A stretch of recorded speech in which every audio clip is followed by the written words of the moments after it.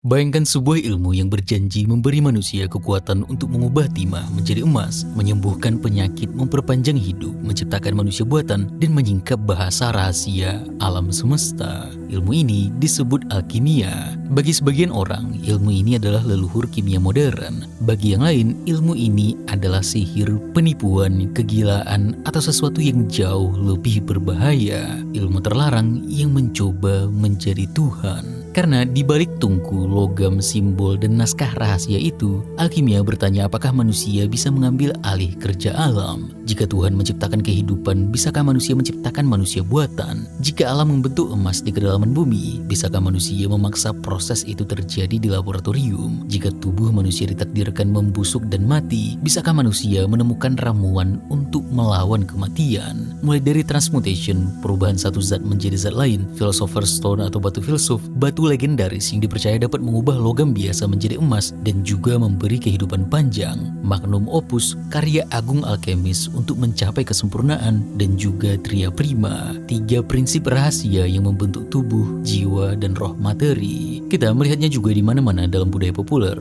Dalam Harry Potter, Philosopher's Stone menjadi benda yang memberi kekayaan dan kehidupan abadi. Dalam Full Metal Alchemist, transmutation menjadi hukum dunia, di mana setiap usaha manusia untuk melampaui batas alam selalu menuntut harga yang mengerikan. Bahkan potion, mutagen, decoction yang kita lihat banyak sekali di game, mau itu di The Witcher, Skyrim, Dark Souls, Elden Ring, terinspirasi dari alkemi. Begitu juga dalam sastra, mulai dari menciptakan kehidupan di Frankenstein, menjual jiwa di Faust, dan perjalanan batin di The Alchemist karya Paulo Coelho. Yang membuat alkimia lebih aneh lagi, ilmu ini tidak hanya menarik para mistikus, bahkan Isaac Newton, salah satu manusia paling penting dan paling jenius dalam sejarah sains, juga mempelajari alkimia dengan serius. Nicholas Flamel menjadi legenda karena dikatakan menemukan Philosopher's Stone atau batu filsuf. Paracelsus membawa alkimia ke dunia obat. John Dee mencoba membaca simbol kosmos dan berbicara dengan malaikat. Dari Mesir kuno, dunia Islam, Eropa abad pertengahan, Renaissance, sampai psikologi Carl Jung, manusia paling penting di psikologi analitik, alkimia terus berubah bentuk. Maka pertanyaannya bukan hanya apakah alkimia benar,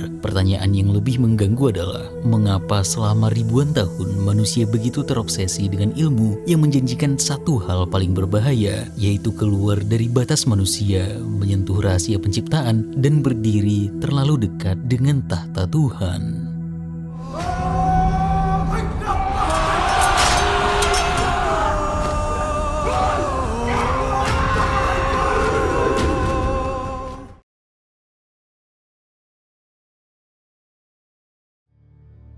Sebelum menjadi sistem filsafat, alkimia lahir dari pengalaman manusia dengan materi. Tanah dibakar menjadi keramik, biji dilebur menjadi logam, logam dipanaskan, ditempa, dicampur, diwarnai, dan dimurnikan. Dari pengalaman teknis ini muncul dugaan besar, perubahan alam mungkin bisa dipercepat. Logam biasa mungkin dapat dibuat menyerupai emas, tubuh sakit mungkin dapat diperkuat, umur manusia mungkin dapat diperpanjang. Emas kemudian menjadi pusat imajinasi karena tahan karat, berkilau, stabil, dan sejak awal dikaitkan dengan matahari, kekuasaan, kesucian, serta keabadian, bahkan mungkin mencoba menyamai Tuhan. Dalam tradisi Mesir kuno, emas sering dikaitkan dengan tubuh para dewa, terutama matahari dan Ra. Ini mendukung gagasan bahwa emas bukan hanya logam ekonomi, tetapi materi ilahi. Tulang-tulangnya adalah perak, dagingnya adalah emas, rambutnya adalah lapis lazuli sejati. Di India kuno sekitar 800-600 sebelum Masehi, teks-teks Veda dari milenium kedua sebelum Masehi sudah menghubungkan emas dengan kehidupan abadi. Emas adalah cahaya dan dia adalah cahaya.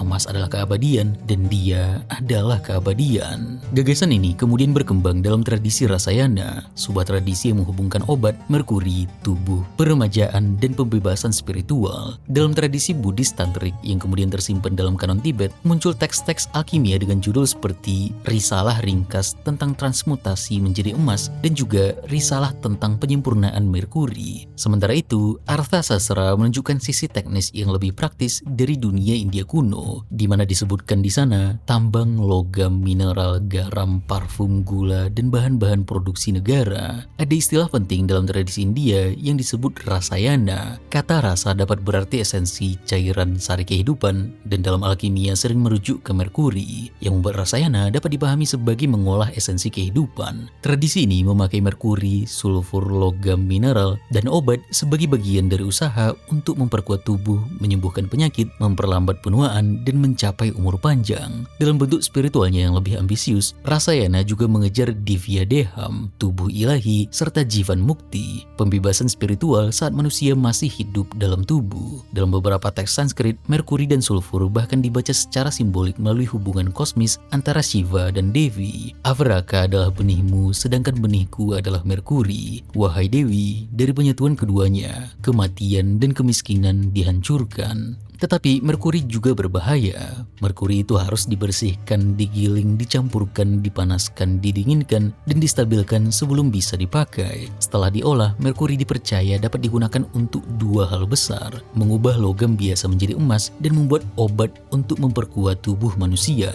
Di Cina kuno sendiri sekitar 200-an sebelum Masehi, dalam imajinasi alkimia Taois, zat seperti sinabar dan emas dianggap memiliki kualitas khusus karena dapat mengalami proses transformasi melalui pemanasan. Emas dan sinabar terlihat istimewa karena kedua zat ini seolah tidak mudah membusuk, tidak seperti daging, kayu, atau tumbuhan. Dari sini muncul logika sederhana. Jika tubuh manusia bisa menyerap kualitas zat yang tidak mudah rusak, tubuh mungkin ikut menjadi lebih tahan terhadap waktu. Sebagai suatu zat, golden elixir semakin lama dibakar, semakin ajaib perubahannya. Sejak sekitar abad ketiga sebelum Masehi, terutama pada masa akhir negara-negara berperang, dinasti Qin dan awal Han, sudah muncul pencarian elixir dan umur panjang. Para fangshi, yaitu praktisi teknik rahasia, ritual, kosmologi, pengobatan, dan pencarian keabadian, berusaha menemukan zat yang dapat memperpanjang hidup. Qin Shi Huang, kaisar pertama Cina yang sudah menaklukkan kerajaan-kerajaan lain, akhirnya berhadapan dengan musuh yang tidak bisa dikalahkan, yaitu kematian. Bagi seorang kaisar yang sudah menguasai seluruh dunia versi politik Cina saat itu, mencapai hidup abadi adalah hal yang sangat menggoda. Shufu, seorang fangshi, mengatakan bahwa di Laut Timur ada pulau para makhluk abadi, kota Penglai. Kaisar Qin mengirimnya ke sana dengan anak-anak muda, pengrajin dan juga persediaan besar. Dan menurut legenda, Shufu tidak pernah kembali. Per tahun 210 sebelum Masehi, ketika Qin Shi Huang melakukan perjalanan, dia akhirnya mati. Dan setelah kematiannya, tubuhnya dibawa kembali ke ibu kota. Dan menurut cerita, kematian itu sempat disembunyikan. Untuk menutupi bau mayat, rombongan membawa ikan busuk agar orang-orang tidak menyadari bahwa sang kaisar telah mati. Manusia yang ingin melampaui kematian akhirnya tetap menjadi tubuh yang membusuk. Gagasan ini kemudian dirumuskan lebih teknis oleh Ge Hong. Tubuh yang rapuh dicoba diperkuat melalui zat yang dianggap lebih tahan rusak, termasuk emas dan sinabar yang tadi. Namun, eliksir eksternal ini berbahaya karena sinabar mengandung merkuri, dan merkuri dapat meracuni tubuh. Karena itu, pada abad ke-5 Masehi, Tao Hongjing mulai menunjukkan arah yang lebih hati-hati. Dia tidak sepenuhnya menolak eliksir, tetapi perhatian Taoisme mulai bergerak dari ramuan mineral menuju meditasi, disiplin tubuh, dan praktik spiritual. Perubahan ini berkembang lebih jelas dalam Nidan atau alkimia internal sekitar abad ke-7 sampai ke-8 Masehi. Dalam Nidan, tubuh manusia dipahami sebagai laboratorium yang diolah bukan lagi sinabar dalam tungku luar, tetapi nafas, energi, cairan tubuh, konsentrasi, dan juga kesadaran. Alkimia Cina pun bergeser dari pencarian zat keabadian di luar tubuh menuju pengolahan kehidupan dari dalam tubuh.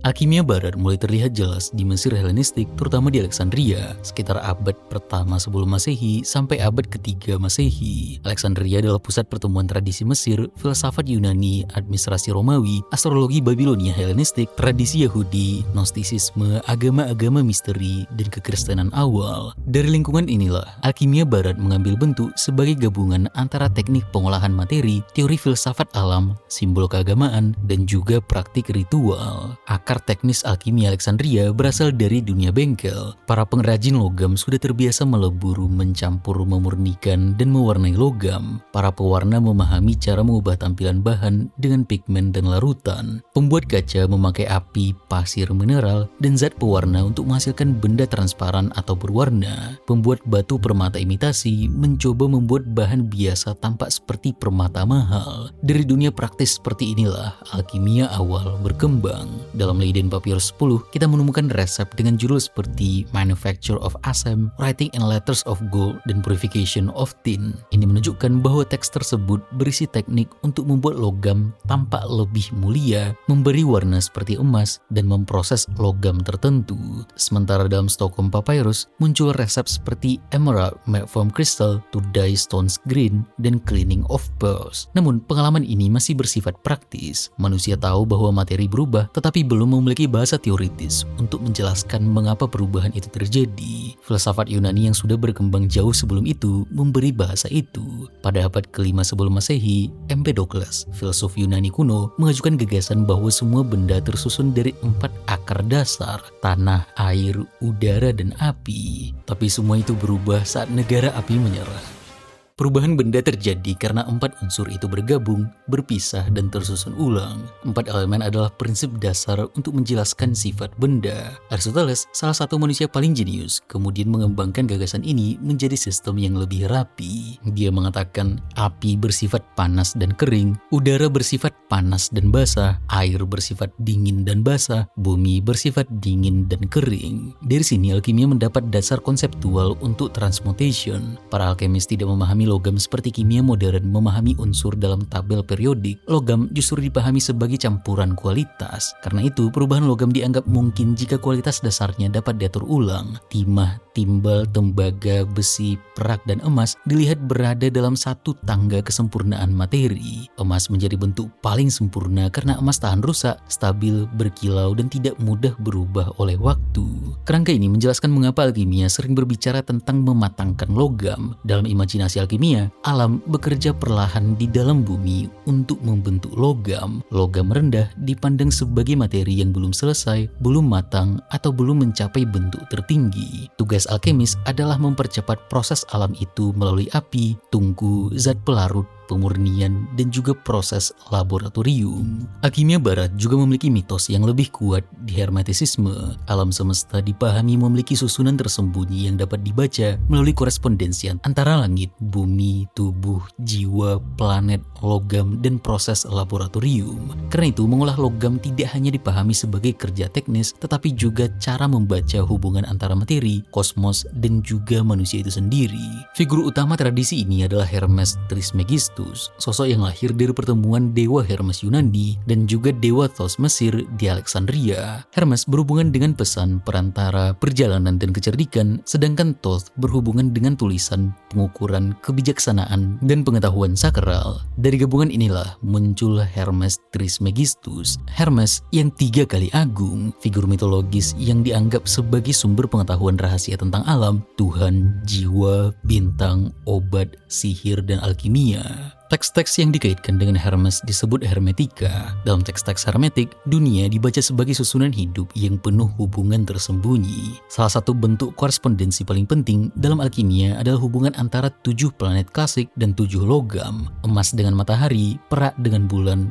besi dengan Mars, tembaga dengan Venus, timah dengan Jupiter, timbal dengan Saturnus, dan Merkuri dengan planet Merkurius. Hubungan ini membuat logam dipahami sebagai bagian dari bahasa kosmos. Segala sesuatu adalah anggota-anggota dunia yang penuh. Dunia sendiri penuh dan sempurna dengan tubuh-tubuh yang berbeda dalam kualitas dan bentuk. Teks hermetik paling terkenal dalam sejarah alkimia adalah Emerald Tablet atau Tabula Smaragdina. Teks ini dikaitkan dengan Hermes Trismegistus, meskipun versi tertua yang bertahan sebenarnya muncul dari tradisi Arab sekitar abad ke-8 sampai ke-10 Masehi setelahnya, lalu diterjemahkan ke Latin dan berpengaruh besar di Eropa abad pertengahan serta Renaissance.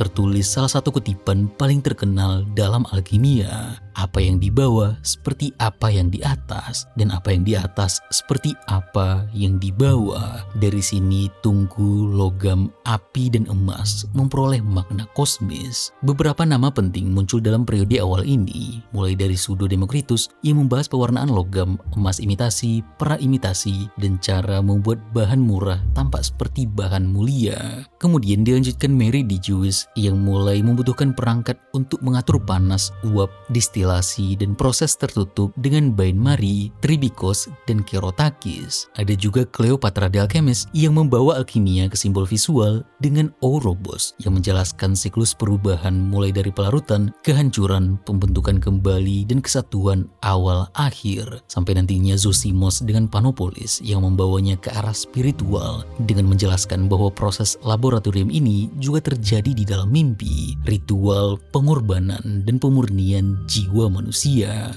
Nantinya, sistem ini kemudian diterjemahkan, disistematisasi, dan dikritik di dunia Islam setelahnya.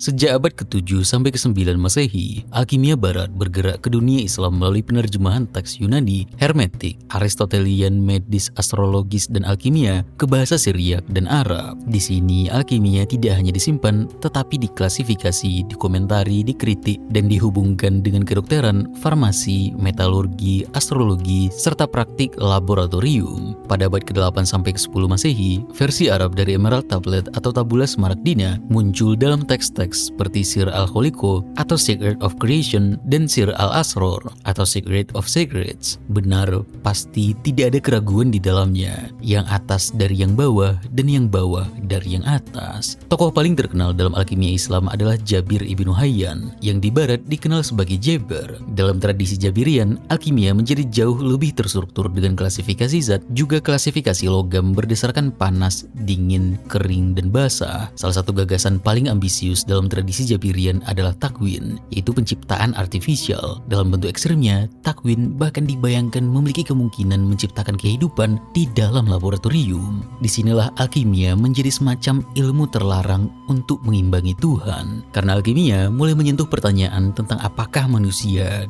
dapat meniru kerja penciptaan. Al-Razi, tokoh penting lain, lebih dekat dengan praktik kimia, kedokteran, farmasi, dan juga klasifikasi zat. Dalam tradisi sejarah sains, Al-Razi sering dipandang sebagai figur yang membantu mengarahkan alkimia menuju praktik laboratorium yang lebih konkret karena dia membahas zat mineral, zat tumbuhan, zat hewan, alat-alat, dan juga proses kimia. Namun dunia Islam tidak hanya menerima alkimia dengan keyakinan penuh. Beberapa pemikir besar justru mengkritik gagasan transmutasi logam. Mulai dari Al-Kindi yang mengkritik alkimia tentang perbedaan antara benda alami dan juga benda buatan. Bagi Al-Kindi, manusia bisa membuat tiruan, campuran, pewarna, parfum, obat, atau benda buatan lain. Tetapi manusia tidak bisa menciptakan hakikat alami sebuah benda. Jadi, para alkemis mungkin bisa membuat logam tampak seperti emas, memberi warna emas, atau mencampur bahan agar terlihat lebih mulia. Namun itu tetap produk buatan, bukan emas sejati yang terbentuk secara alami. Ibnu Sina memberi kritik yang mirip, tetapi lebih tajam secara ontologis. Dalam pandangan Ibnu Sina, setiap logam memiliki spesies atau hakikat tertentu. Manusia bisa saja meniru sifat luar emas seperti warna kuning, kilau, atau berat tertentu, tetapi manusia tidak akan bisa mengubah spesies logam itu menjadi emas sungguhan. Dengan kata lain, alkemis bisa membuat imitasi emas, tetapi tidak bisa menciptakan emas sejati. Ibnu Khaldun mengkritik alkimia dari sisi sosial dan epistemologis. Dalam Muqaddimah, dia melihat alkimia sering menjadi tempat orang mengejar kekayaan cepat. Banyak alkemis menjanjikan emas, tetapi yang terjadi justru kebohongan, trik, dan penipuan terhadap orang kaya atau penguasa. Kritik Ibnu Khaldun lebih keras karena ia melihat alkimia sebagai gejala sosial. Ketika orang ingin hasil besar tanpa kerja ekonomi nyata, mereka mudah percaya pada janji-janji ini. Dari dunia Islam, alkimia kemudian masuk ke Eropa Latin melalui gerakan penerjemahan abad ke-12, terutama di wilayah Toledo. Istilah-istilah seperti alkemi, alkohol, eliksir, alkali, dan athanor menunjukkan kuatnya jejak bahasa Arab dalam pembentukan tradisi alkimia dan juga kimia Eropa. Melalui jalur Islam inilah warisan Alexandria, Hermetisisme, Aristoteles, Jabir, Al-Razi, dan para kritikus seperti Ibnu Sina bergerak menuju Eropa abad pertengahan.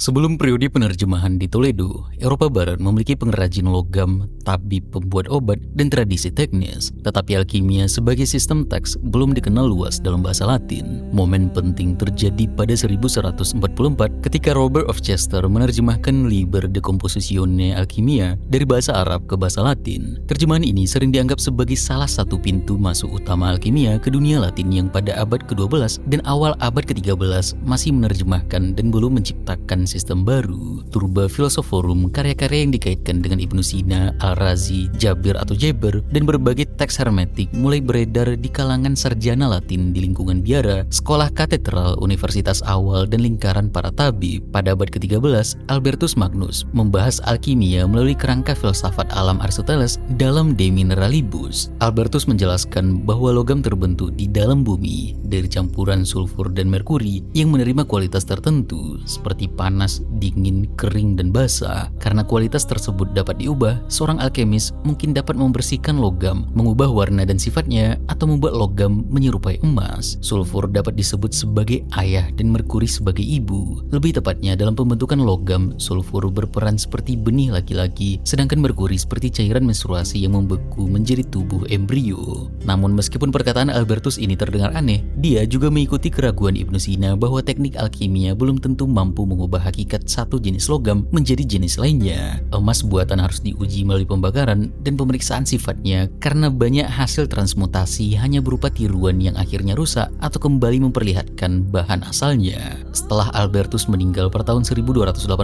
banyak karya alkimia ditulis menggunakan namanya agar memperoleh otoritas sehingga sulit membedakan pandangan Albertus sendiri dari legenda alkimia yang tumbuh kemudian. Pada periode ini juga muncul banyak atribusi legendaris. Beberapa teks alkimia dikaitkan dengan tokoh-tokoh besar seperti Thomas Aquinas, Raymond Lull, dan Arnold of Villanova. Meskipun atribusi tersebut kemungkinan besar tidak benar, praktik ini umum dalam dunia alkimia karena nama besar memberi otoritas pada teks. Dengan memakai nama filsuf, teolog, atau dokter terkenal, teks alkimia terlihat lebih sah dan lebih tua. Pada akhir abad ke-13, alkemis Eropa percaya bahwa semua logam tersusun dari bahan dasar yang sama, terutama sulfur dan merkuri. Perbedaan antara timbal, tembaga, perak, dan emas dianggap berasal dari tingkat kemurnian serta perbandingan unsur penyusunnya. Karena itu, logam biasa dipanaskan, dilarutkan, disuling, dan dimurnikan untuk mengubah susunannya menjadi emas. Pengetahuan alkimia di masa ini kemudian ditulis dengan simbol, alegori, dan nama samaran. Para penulis menyamarkan bahan dan prosedur untuk melindungi resep yang mereka tulis, membatasi pembaca, serta menghindari tuduhan penipuan atau penyimpangan agama. Bahasa tersebut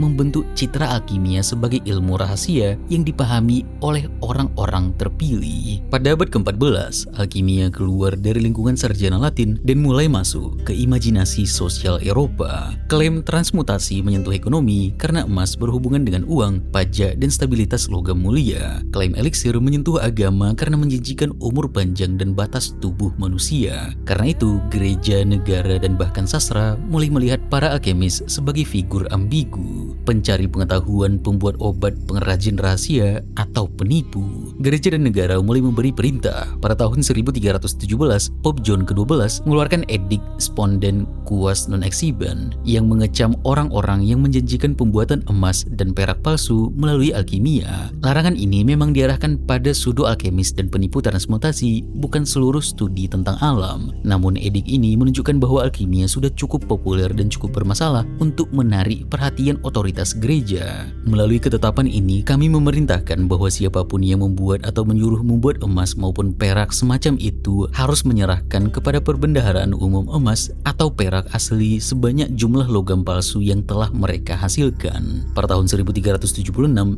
Nicholas Eymerich, seorang teolog, menulis Directorium Inquisitorum bahwa praktik alkimia dikaitkan dengan kemungkinan ritual demonik, ritual yang dikaitkan dengan setan, terutama jika alkimia melibatkan pemanggilan roh, sihir, atau praktik yang dianggap menyimpang dari ajaran Kristen. Kita dapat melihat seberapa berbahaya citra alkimia pada masa ini karena benar-benar sudah dicurigai sebagai sihir. Di Inggris, bahkan Raja Henry keempat mengeluarkan Gold and Silver Act pada tahun 1404. Undang-undang ini melarang praktik multiplying metals, yaitu usaha menggandakan atau membuat logam mulia mulia melalui alkimia tanpa izin. Larangan ini menunjukkan kekhawatiran politik dan ekonomi terhadap klaim transmutasi. Jika alkimia benar-benar dapat menghasilkan emas, negara harus mengendalikannya. Jika alkimia palsu, negara harus mencegah penipuan. Bahkan sastra abad pertengahan turut membentuk citra buruk alkimia. Dalam Inferno, Dante menempatkan dua alkemis, Grifolino di Arezzo dan Capocchio, di lingkaran ke-8 neraka karena memalsukan logam. Kritik Dante diarahkan kepada penggunaan alkimia untuk menghasilkan emas atau perak palsu. Dalam Piers Plowman, William Langland menyinggung para pencari kekayaan yang mengaku mampu menggandakan logam. Kritik paling jelas muncul dalam Decadence Human Style karya Geoffrey Chaucer. Cerita tersebut menggambarkan seorang alkemis yang menghabiskan uang untuk membeli bahan, tungku, dan peralatan, tetapi eksperimennya terus gagal. Bagian berikutnya memperlihatkan seorang alkemis menipu pendeta dengan menyembunyikan perak di dalam arang, lalu berpura-pura menghasilkan perak melalui transmutasi. Namun kecurigaan tidak membuat alkimia berhenti. Pada abad ke-14 dan ke-15, alkimia justru semakin kuat dalam bahasa Kristen. Proses alkimia mulai dihubungkan dengan kematian, kebangkitan, pemurnian, penebusan, dan keselamatan. Materi harus dihancurkan sebelum dimurnikan, logam harus melewati pembusukan, dan api sebelum mencapai kesempurnaan. Pola ini mudah dibaca bersama narasi Kristen tentang dosa, pertobatan, kematian, dan kelahiran kembali. Tokoh seperti Petrus Bonus, John of Ropescisa, dan teks-teks yang dikaitkan dengan Raymond Lull, serta Arnold of Villanova memperkuat hubungan antara alkimia, obat, eskatologi, dan juga keselamatan. Ropescisa misalnya membahas quintessence atau esensi kelima sebagai zat yang dapat memulihkan, menyembuhkan, dan memperpanjang hidup. Pada abad ke-15, Nicolas Flamel, salah satu yang paling penting dalam legenda ini, adalah penyalin naskah dan pedagang manuskrip di Paris. Namun kemudian muncul cerita bahwa Flamel menemukan buku misterius berisi simbol rahasia. Dia memecahkan kodenya dan berhasil menemukan Philosopher's Stone, batu yang selama ratusan tahun ini telah dicari-cari oleh para alkemis. Legenda ini membuat Flamel berubah dari figur sejarah menjadi simbol mimpi tertinggi alkimia, satu rahasia yang dapat menghasilkan emas dan juga memperpanjang hidup. Nama Flamel masih dikenal sampai sekarang, terutama melalui Harry Potter and the Philosopher's Stone, bahkan muncul juga dalam Freeran dengan nama Flame, guru dari Freeran.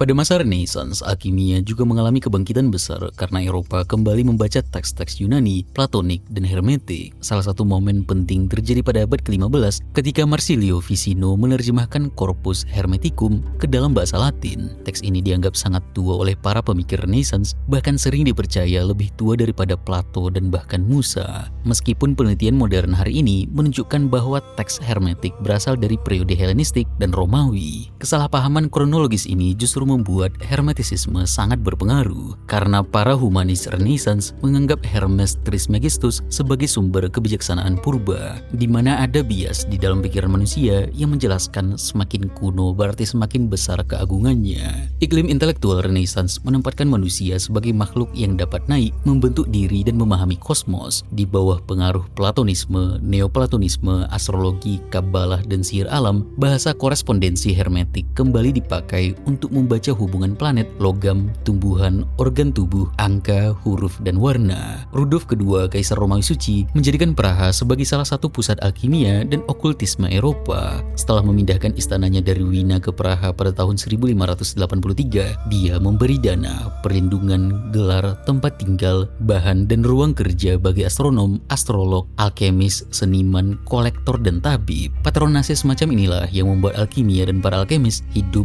di antara istana, laboratorium, tambang, apotek, dan bengkel. Di luar lingkungan Rudolf, figur-figur besar juga bermunculan. Heinrich Cornelius Agrippa dalam De Occulta Philosophia mencoba menyentuhkan sihir alam, astrologi, kabalah, hermetisisme, angka, malaikat, dan juga alkimia. Bagi Agrippa, dunia bekerja melalui hubungan tersembunyi antara benda-benda. Orang yang memahami hubungan ini dapat memanfaatkan kekuatan alam. Salah satu contoh yang dia tulis adalah ketika emas, bunga matahari, singa, dan warna keemasan ditempatkan di bawah pengaruh matahari. Agripa beranggapan bahwa menggabungkan benda-benda solar pada waktu astrologis yang sesuai dapat memperkuat vitalitas, kewibawaan, atau keberhasilan. John Dee, seorang matematikawan, astrolog, penasehat Ratu Elizabeth pertama, dan penulis Monas Hieroglyphica, mencoba merangkum struktur kosmos melalui satu simbol kompleks yang menggabungkan astrologi, geometri, angka, dan hermetisisme. Bersama Edward Kelly, Dee juga melakukan praktik untuk melakukan komunikasi dengan malaikat yang membuat namanya sangat kuat dalam sejarah okultisme Inggris. Michael Mayer dan Heinrich Conrad menulis karya-karya alkimia yang menggabungkan musik, mitologi, emblem, dan simbol. Conrad dikenal melalui Amphitheatrum Sapientiae Aeternae, karya yang menggabungkan alkimia, doa, kabalah Kristen, dan gambar-gambar simbolik. Pada periode ini, gambar dan emblem sangat penting karena alkimia tidak selalu dijelaskan melalui instruksi langsung. Banyak gagasan alkimia disampaikan melalui diagram, alegori, lambang, dan susunan visual. Renaissance juga memperkuat gagasan bahwa alkimia adalah ilmu rahasia yang hanya dapat dipahami oleh orang yang layak. Bahasa alkimia semakin simbolik. Istilah-istilah seperti sun, moon, dragon, king, queen, marriage, death, resurrection, bath, stone, dan blood dipakai untuk menjelaskan proses material sekaligus proses spiritual yang dipercaya membuatnya lebih aman karena dienkripsi. Resep, ajaran spiritual, dan spekulasi teologis dapat disembunyikan dalam bahasa simbolik. Pada abad ke-16, Paracelsus, nama aslinya Philippus Aureolus Theophrastus Bombastus von Hohenheim, mengkritik alkimia yang hanya mengejar pembuatan emas. Menurut Paracelsus, tujuan alkimia seharusnya menemukan khasiat obat yang tersembunyi dalam mineral, logam, tumbuhan, dan zat kimia. Pandangan inilah yang nantinya melahirkan iatrokemistri, yaitu penggunaan proses kimia dan bahan mineral untuk mengobati penyakit. Tubuh manusia dipahami sebagai mikrokosmos yang memiliki susunan serupa dengan alam semesta. Penyakit terjadi akibat gangguan dalam susunan tubuh, sedangkan obat diberikan untuk memulihkan keseimbangannya. Melalui pendekatan inilah, alkimia semakin dekat dengan farmasi, toksikologi, dan kedokteran modern awal. Paracelsus juga mengembangkan konsep tria prima, sulfur, merkuri, dan garam. Ketiganya merupakan prinsip untuk menjelaskan sifat materi. Sulfur memberikan sifat mudah terbakar dan aktivitas, merkuri mewakili volatilitas, gerak, dan perubahan, sedangkan garam mewakili bentuk, kestabilan, dan sisa padat. Konsep ini digunakan Paracelsus untuk memahami perubahan zat, fungsi tubuh, serta penyebab dan pengobatan penyakit.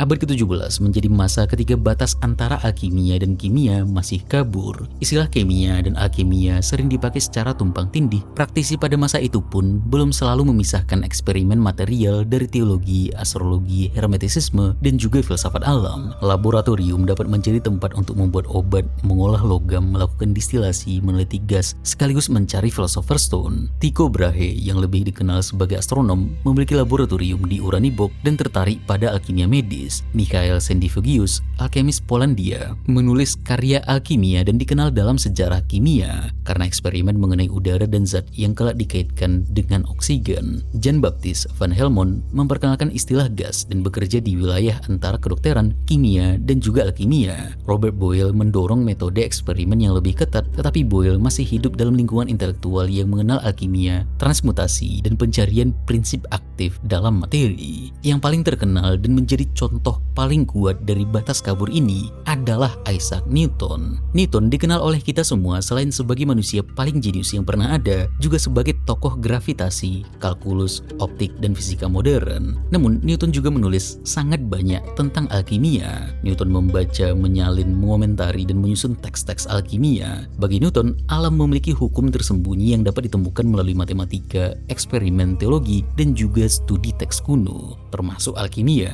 Newton menjalankan eksperimen terhadap dirinya sendiri dengan menusukkan jarum tumpul di antara mata dan tulang rongga mata untuk mengetahui bagaimana tekanan mengubah penglihatan. Newton juga pernah menatap pantulan matahari dalam waktu lama, kemudian mengurung diri di ruangan gelap untuk mengamati bayangan warna yang tersisa pada matanya. Newton menghabiskan banyak waktu untuk menafsirkan Alkitab, menghitung kronologi kerajaan kuno, merekonstruksi ukuran kuil Sulaiman, dan mencari pola tersembunyi dalam nubuat Daniel serta kitab wahyu. Newton memperkirakan bahwa perubahan besar dunia tidak akan terjadi sebelum tahun 2060. Dalam eksperimen alkimianya sendiri, Newton membuat tungku, memanaskan logam, menyuling merkuri, menyalin resep dengan nama samaran, dan mencoba memahami zat yang dipercaya dapat mengaktifkan atau menghidupkan logam. Newton juga mempelajari mitologi Yunani dan Mesir karena menduga cerita para dewa menyimpan pengetahuan alam kuno dalam bentuk simbol. Bagi Newton, gravitasi, alkimia, nubuat Alkitab, dan sejarah kuno merupakan jalan berbeda untuk menemukan hukum tersembunyi yang diciptakan Tuhan. Ketika menjadi kepala Royal Mint, Newton bahkan menyelidiki pemalsu uang secara langsung. Newton mengumpulkan kesaksian dari penjara dan kedai, membangun jaringan informan, lalu membawa sejumlah pemalsu ke pengadilan. Salah satu sasaran utamanya, William Chaloner,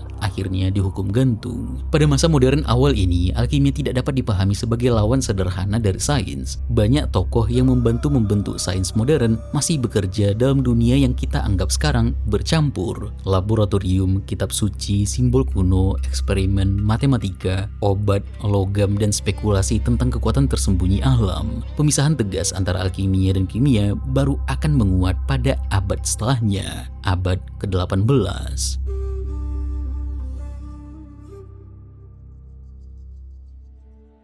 Sejak sekitar tahun 1720, istilah alkemi, alkemia, chemistry mulai dipisahkan lebih tegas. Pada tahun 1740-an, iklim pencerahan yang menuntut pengetahuan terbuka, terukur, dan dapat diuji ulang membuat bahasa rahasia, simbol hermetik, philosopher's stone, eliksir, dan klaim transmutasi semakin bergeser ke wilayah mitos dan legenda. Antoine Lavoisier adalah tokoh besar dalam transisi ini. Dia membantu mengubah kimia menjadi ilmu yang harus bisa ditimbang. Misalnya seperti kayu dibakar. Sebelum Lavoisier, orang-orang mengira kayu terbakar karena melepaskan zat misterius bernama phlogiston. Lavoisier menunjukkan bahwa pembakaran bukan pelepasan zat misterius, melainkan kayu yang bereaksi dengan oksigen dari udara. Karena itu, sisa pembakaran dan gas yang terbentuk harus dihitung sebagai bagian dari reaksi. Dari sini kimia mulai punya aturan yang jelas. Materi tidak hilang secara ajaib. Materi hanya berubah bentuk. Kalau ada zat sebelum reaksi, zat itu harus tetap bisa dilacak setelah reaksi, entah menjadi abu, gas, air, atau senyawa lain. Ini menghancurkan cara berpikir alkimia yang sering menjelaskan perubahan materi melalui simbol, kualitas tersembunyi, atau prinsip mistik. Dalton kemudian membuat penjelasannya lebih kecil dan lebih konkret. Materi tersusun dari atom. Emas adalah emas karena tersusun dari atom emas. Timbal adalah timbal karena tersusun dari atom timbal. Jadi timbal tidak bisa menjadi emas hanya karena dipanaskan, dimurnikan, dicampur sulfur, atau diberi ramuan alkimia. Reaksi kimia biasa hanya menyusun ulang atom seperti membongkar dan memasang ulang Lego, tetapi tidak mengubah jenis Lego itu sendiri. Untuk mengubah timbal menjadi emas, inti atomnya harus diubah, dan itu baru mungkin dalam fisika nuklir modern, bukan kimia biasa. Dengan Lavoisier dan Dalton, materi akhirnya dipahami lewat berat, unsur, atom, dan reaksi yang bisa diuji. Dari sini alkimia kehilangan dasar ilmiahnya sebagai cara membuat emas, karena emas bukan logam sempurna yang bisa dicapai oleh logam lain, melainkan unsur yang benar-benar berbeda. Namun alkimia tidak benar-benar hilang. Ketika alkimia tersingkir dari laboratorium ilmiah, alkimia hidup kembali dalam okultisme, mistisisme, dan spiritualitas esoterik. Pada abad ke-19,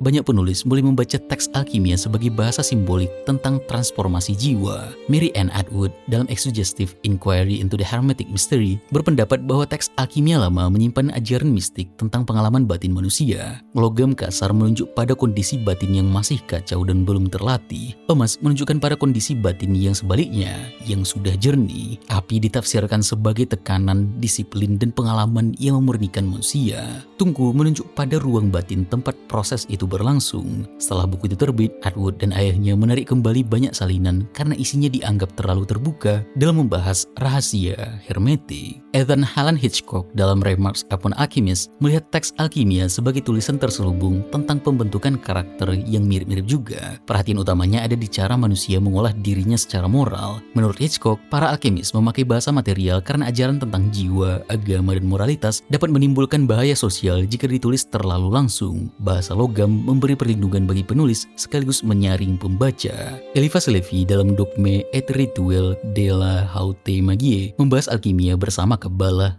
tarot, sihir seremonial, simbolisme Kristen, dan gagasan tentang astral light. Levi melihat hubungan antara simbol, kehendak, ritual, dan kehendak tersembunyi dalam alam. Alkemis dalam tulisan Levi dekat dengan figur magus, yaitu orang yang memahami lambang, menguasai dirinya, dan bekerja dengan hukum tersembunyi realitas. Pengaruh Levi besar karena banyak citra okultisme modern memperoleh bentuk populer melalui tulisannya. Kita hari ini dapat melihat pentagram, Baphomet, sihir tinggi, tarot, dan gagasan bahwa simbol dapat dipakai sebagai alat pembentukan kesadaran. Arthur Edward Waite meneruskan tradisi esoterik ini dalam bentuk yang lebih tertata dan lebih dekat dengan dunia Inggris. Keterlibatannya dengan Golden Dawn dan Rider-Waite-Smith Tarot membuat simbol-simbol esoterik lebih mudah dikenal melalui kartu, lambang, ritual, dan komentar spiritual. Pembacaan esoterik ini menyiapkan jalan bagi Carl Jung yang memindahkan alkimia ke psikologi ketidaksadaran. Ketertarikan Carl Jung, tokoh paling penting dalam psikologi analitik, terhadap alkimia muncul karena gambar-gambar alkimia sering mirip dengan simbol yang muncul dalam mimpi, fantasi, dan pengalaman batin pasiennya. Jung melihat bahwa simbol tertentu terus berulang, ular yang memakan dirinya sendiri, raja dan ratu yang bersatu,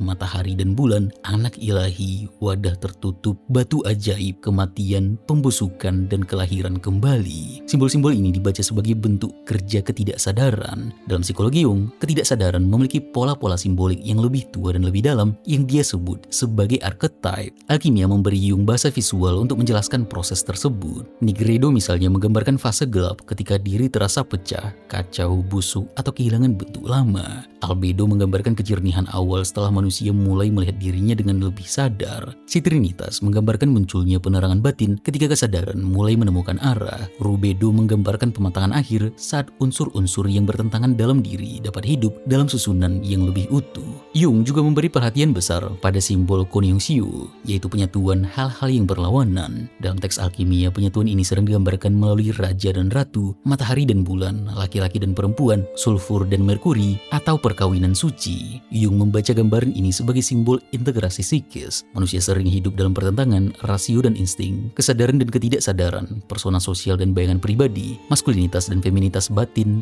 tubuh dan roh. Dalam alkimia, Merkurius memiliki sifat yang sulit ditangkap, cair, bergerak, ganda, licin, menyatukan sekaligus memecah, beracun sekaligus menyembuhkan. Jung tertarik pada Merkurius karena simbol ini cocok untuk menggambarkan ketidaksadaran. Ketidaksadaran dapat menipu, menyembuhkan, mengganggu, memberi mimpi, memunculkan hasrat, dan membuka makna baru. Karena itu, Merkurius bagi Jung bukan hanya bahan alkimia, tetapi gambaran tentang energi psikis yang terus bergerak di bawah kesadaran manusia. Pembacaan Jung membuat alkimia memperoleh pengaruh baru dalam psikologi, sastra, seni, studi mitos, dan kajian simbol. Mary Louise von Franz kemudian melanjutkan pembacaan ini melalui kajian tentang alkimia, dongeng, mimpi, dan transformasi psikis yang lebih lanjut. Sejak Jung, alkimia benar-benar mulai dipakai sebagai bahasa untuk memahami krisis batin, pembusukan identitas lama, pemurnian diri, penyatuan konflik, dan pencarian manusia terhadap keutuhan. Pada saat yang sama, abad ke-20 juga memberi ironi ilmiah kepada sejarah alkimia. Secara kimia biasa, transmutasi logam biasa menjadi emas itu mustahil. Reaksi kimia hanya mengubah susunan elektron dan ikatan antar atom, bukan inti atom. Karena emas ditentukan oleh jumlah proton dalam inti atom, perubahan satu unsur menjadi emas membutuhkan perubahan inti atom. Ini berada di wilayah fisika nuklir, bukan kimia tradisional. Dalam fisika nuklir, transmutasi unsur memang mungkin secara teknis. Unsur dapat diubah melalui reaksi nuklir, bombardemen partikel, atau partikel akselerator. Emas bahkan pernah disintesis melalui proses nuklir pada abad ke-20, termasuk eksperimen pada tahun 1941. Namun ini sangat mahal, sangat tidak efisien, dan tidak masuk akal secara ekonomi. Dengan kata lain, mimpi alkimia untuk mengubah unsur akhirnya mungkin secara fisika, tetapi gagal sebagai jalan membuat kekayaan. Sejarah alkimia berakhir dengan ironi yang kuat. Sebagai kimia, alkimia kalah. Sebagai imajinasi, alkimia terus hidup. Manusia akhirnya memang menemukan cara mengubah unsur, tetapi melalui fisika nuklir, bukan melalui tungku dan philosopher's stone. Namun daya tarik alkimia tidak pernah hanya berasal dari kemungkinan membuat emas. Daya tarik alkimia berasal dari pertanyaan yang jauh lebih besar. Apakah materi dapat disempurnakan? Apakah tubuh dapat diselamatkan dari kehancuran? Apakah jiwa dapat dimurnikan? Dan apakah manusia dapat menyentuh rahasia penciptaan tanpa dihancurkan oleh ambisinya sendiri? Pertanyaan yang ilmu ini seharusnya tidak boleh tanyakan. Apakah manusia dapat mengimbangi Tuhan? Terima kasih.